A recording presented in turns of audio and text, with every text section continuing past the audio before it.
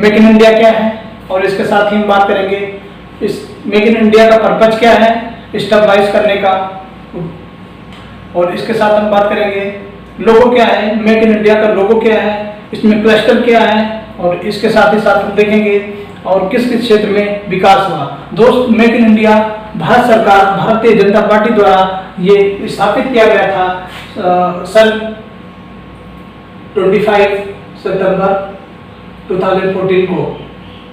लेकिन दोस्त, आप लोग को पता है जब मोदी सरकार शासन में आया, उस समय जब मोदी साहब ने जो शपथ ग्रहण किया, ओथ दिया, वो 25 मई 2014 को, और आते ही इन्होंने एक ऐसे पहल की शुरुआत की जिससे भारत में नया एक आर्थिक सुधार के रूप में देखा जाता है। दोस्तों, आज हम बात करेंगे मेक इन इंडिया।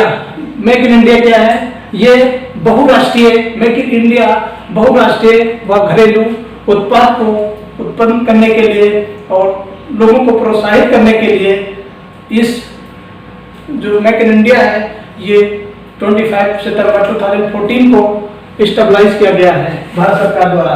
25 सितंबर 2014 को स्टेबलाइज किया गया है, और ये इसका एक मेन वर्क है। जो वर्क ये है कि जो उत्पादन होगा भारत देश के अंदर, भारत देश के ही लोग यूज करेंगे, और भारत देश के अलावा भी दूसरे देशों में एक्सपोर्ट किया जाएगा।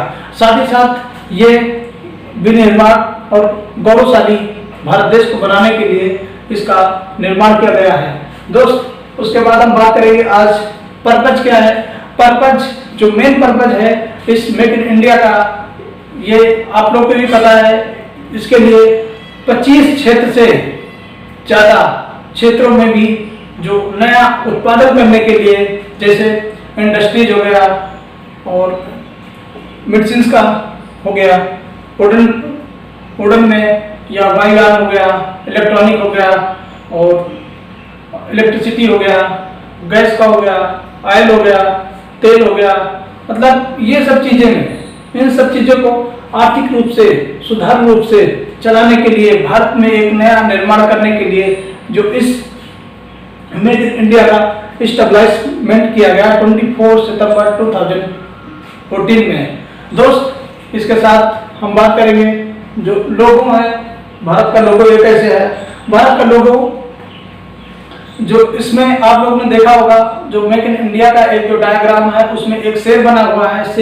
जो शेर बनाया गया है वो एक्चुअली जो आयरन का व्हील होता है, दांतेदार व्हील पहिए का बनाया गया है, और इसका मेन मोटो है कि जो भारत देश है, भारत देश को अन्य जो देश हैं अमेरिका और चीन, इन सभी को भारत के पीछे छोड़ के आगे आने के लिए इस उद्देश्य से, इस मोटो से जो मेक इन इंडिया को बनाया गया है। दोस्तों, उसके साथ हम देखेंगे 4 पिलर क्या है। 4 पिलर ये एक नई सोच है, एक नई दिशा है भारत सरकार को मूवमेंट के लिए, और इसमें 4 पिलर में एक नई प्रक्रियाएं आएंगी, नई बुनियादी, नया सोच और नया क्षेत्र, इन चारों को मिलाकर ये 4 पिलर हैं जो एक नया स्टेबलाइजमेंट करने के लिए, लोगों को आर्थिक सुधार के लिए और आर्थिक वृद्धि, रोजगार पाने के लिए नया क्षेत्र में चालू होगा। दोस्त, आप लोग को पता होगा इसके तहत जो 2022 में 10 करोड़ से ज़्यादा लोग इसमें निवेश करेंगे, इसमें आर्थिक रोजगार प्राप्त करेंगे। और इसके साथ ही दोस्तों, जो गवर्नमेंट ऑफ इंडिया है, इन्होंने जो जीडीपी का 1%, जीडीपी का 1%, जीडीपी का ग्रॉस डोमेस्टिक प्रोडक्ट का 1% जो है ये मेक इन इंडिया पे लगाया, खर्च किया जाएगा। आप लोग को पता है दोस्तों कि जो हमारा सर्विस सेक्टर है और इंडस्ट्रियल सेक्टर है और जो कृषि सेक्टर है, इसमें सबसे ज़्यादा जो राष्ट्रीय आय है भारत सरकार को, वो उसमें जो सर्विस सेक्टर है वो महत्वपूर्ण भूमिका निभाता है। इसीलिए जो भारत सरकार है, भारत सरकार ये देखते हुए कि जितने भी लोग जो रूरल एरिया से बिलोंग करते हैं वो दिन प्रतिदिन शहर की ओर भागे चले आ रहे हैं। इसका मतलब ये हुआ कि शहर में जो रोजगार है वो बहुत मात्रा में है, क्योंकि यहाँ जो सर्विस सेक्टर है, सर्विस सेक्टर के अंदर ही बहुत सारे लोग को रोजगार प्राप्त होता है। दोस्तों, जो जीडीपी की अगर हम बात करते हैं सर्विस सेक्टर से हमें, तो 74.5% जीडीपी हमें सर्विस सेक्टर से मिलता है। सर्विस सेक्टर से 74.5%। अगर हम बात करते हैं दोस्तों इंडस्ट्रीज की, तो इंडस्ट्रीज से 37.4% जीडीपी जो राष्ट्रीय आय है उससे मिलता है हमें इंडस्ट्रीज से। और अगर हम कृषि की बात करते हैं आज के करंट डेट में, क्योंकि जो भारत का प्रोडक्शन था 1950 में, आज़ादी के बाद 1951 में उस समय 54.4% था, लेकिन एट प्रेजेंट टाइम में जो आय है, राष्ट्रीय आय है, जो जीडीपी है, ग्रॉस डोमेस्टिक प्रोडक्ट का जो आय है, राष्ट्रीय आय, इससे भारत देश को 17.4% लाभ होता है, लाभ मिलता है। फिर भी आज के डेट में जो नेपाल है, तंजानिया है, नेपाल में 93%, नेपाल और तंजानिया में यहाँ पे 93% कृषि पर निर्भर है, यहाँ 81%।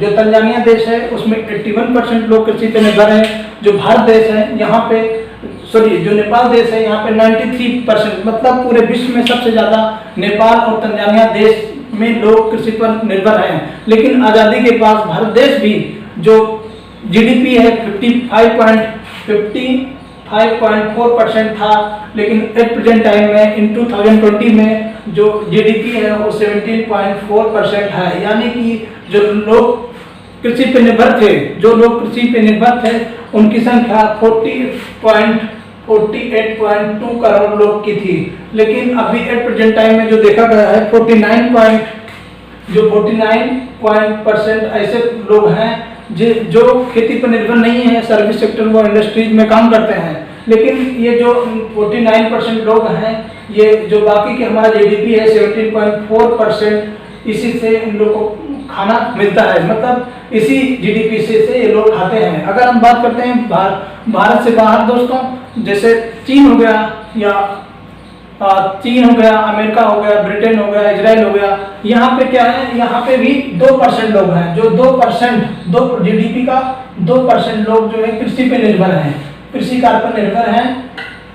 और बाकी के जो लोग हैं 98% में इनका जो इंडस्ट्रीज है, सर्विस सेक्टर है, उस पर जोर दिया गया है। इसीलिए जो भारत देश है आज विकासशील की लाइन में सेकंड प्लेस पे, चाइना के बाद सेकंड प्लेस पे स्थिर है। और जो भारत देश के अलावा जो फॉरेन कंट्रीज हैं, अमेरिका, ब्रिटेन, इंग्लैंड, जापान है ना, नॉर्वे, ये सब कंट्री विकसित देश हैं, क्योंकि इन्होंने जो इनिशियल स्टेज में 1950 के बाद इन्होंने जो इंडस्ट्रीज में सबसे पहले दिलचस्प लगाव लिया, वहाँ के लोगों को सबसे ज़्यादा आमदनी हुई, सबसे ज़्यादा रोजगार मिला। इसीलिए जो भारत देश है, यहाँ के लोग सबसे ज़्यादा बाहर में पैसे कमाने के लिए जाते हैं। हालांकि उसे जीएनपी बोलते हैं, जीएनपी, जैसा कि हम आप लोग को दूसरे वीडियो में बता चुके हैं। जीएनपी होता है जो हमारे देश में जो प्रोडक्शन होता है, और बाहर के यहाँ के लोग जो बाहर में जाके वहाँ से पैसे कमा के भारत देश में भेजते हैं, इन दोनों का योग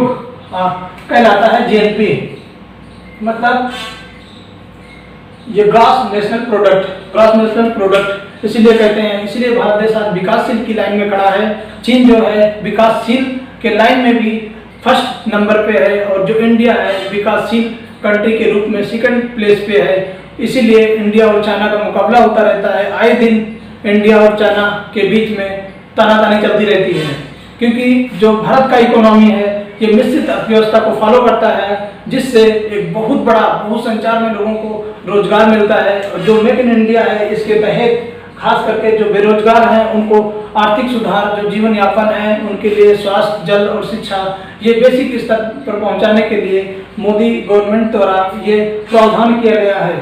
और इसके बाद हम बात करेंगे दोस्त क्लस्टर की। क्लस्टर मतलब समूह क्या है, इनके पहल क्या है, ये किस लिए है। इनका पहल इसीलिए है कि ये जो है वाणिज्यिक जितने क्षेत्र हैं और जितने भी विनिर्माण वाले हैं और जितने भी अर्थव्यवस्था से रिलेटेड हैं, क्लस्टर समूह, इन लोगों को पहल करके भारत देश में एक नई तकनीक देगा, एक नया रोजगार देगा। और इसमें ये भी देखा गया है कि साल 2022 में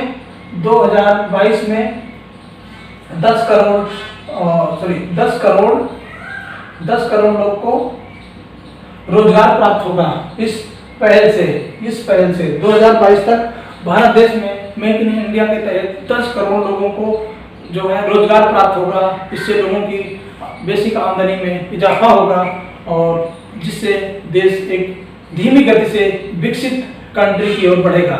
दोस्तों, आज के वीडियो में बस इतना ही। बाकी की वीडियो आप देखते रहिएगा, मुस्कुराते रहिए, हंसते रहिए और पढ़ते रहिए। जय हिंद, बाय बाय।